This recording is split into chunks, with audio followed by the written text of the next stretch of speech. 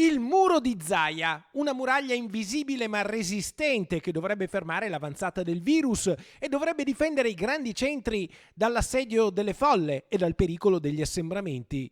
Quando le campane rintoccano le 2 del pomeriggio si bloccano i passaggi da comune a comune, a meno che si debba tornare a casa.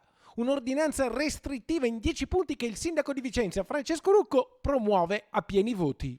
Condivido la linea del governatore Zaia che deve adottare delle restrizioni per cercare di contenere gli effetti del contagio, che sono veramente importanti, e quindi da questo punto di vista credo che anche le limitazioni da un comune all'altro possa essere per un periodo delimitato, determinato, un modo per evitare e arginare appunto gli assembramenti.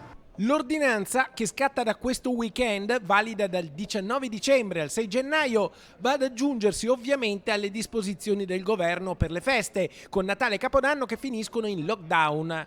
Un danno per i ristoranti, per le attività produttive, per i commercianti, che oggi più che mai hanno diritto a ricevere adeguati indennizi, come fino ad oggi non è accaduto. La necessità è garantire dei ristori a chi subisce i danni. Senza di questi creiamo un problema non solo sanitario ma anche economico-sociale importante.